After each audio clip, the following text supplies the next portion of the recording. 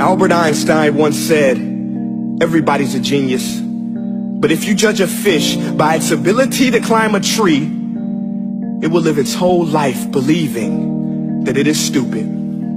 Ladies and gentlemen of the jury, today on trial we have modern day schooling. Glad you could come. Not only does he make fish climb trees, but also makes them climb down and do a 10-mile run. Tell me, school, are you proud of the things you've done? Turning millions of people into robots, do you find that fun? Do you realize how many kids relate to that fish swimming upstream in class, never finding their gifts, thinking they are stupid, believing they are useless? Well, the time has come, no more excuses. I call school to the stand and accuse him of killing creativity, individuality, and being intellectually abusive. He's an ancient institution that has outlived his usage. So, Your Honor, this concludes my opening statement, and if I may present the evidence of my case, I will prove it. Proceed. Exhibit A. Here's a modern day phone. Recognize it? Here's a phone from 150 years ago. Big difference, right? Stay with me. Here's a car from today, and here's a car from 150 years ago.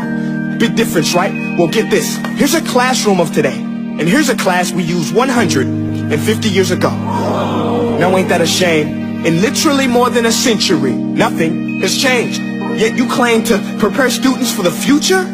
But with evidence like that, I must ask, do you prepare students for the future or the past? I did a background check on you and let the record show that you were made to train people to work in factories, which explains why you put students in straight rows, nice and neat, tell them sit still, raise your hand if you want to speak, give them a short break to eat, and for 8 hours a day tell them what to think. Oh, and make them compete to get an A. A letter which determines product quality, hence grade A of meat. I get it. Back then, times were different. We all have a past. I myself am no Gandhi. But today, we don't need to make robot zombies. The world has progressed. And now we need people who think creatively, innovatively, critically, independently, with the ability to connect. See, every scientist will tell you that no two brains are the same. And every parent with 2 or more children will confirm that claim.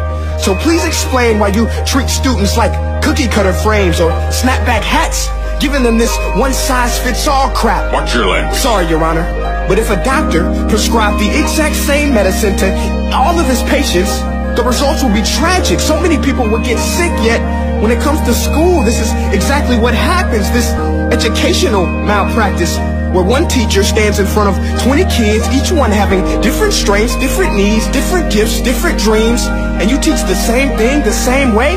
That's horrific. Ladies and gentlemen, the defendant should not be acquitted. This may be one of the worst criminal offenses ever to be committed.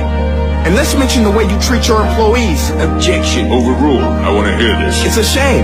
I mean, teachers have the most important job on the planet, yet they're underpaid? No wonder so many students are short-changed. Let's be honest. Teachers should earn just as much as doctors, because a doctor can do heart surgery and save the life of a kid. But a great teacher can reach the heart of that kid and allow him to truly live. See, teachers are heroes that often get blamed, but they're not the problem. They work in a system without many options or rights. Curriculums are created by policymakers, most of which have never taught a day in their life. Just obsessed with standardized tests. They think bubbling in a multiple choice question will determine success. That's outlandish. In fact, these tests are too cruel to be used and should be abandoned, but don't take my word for it.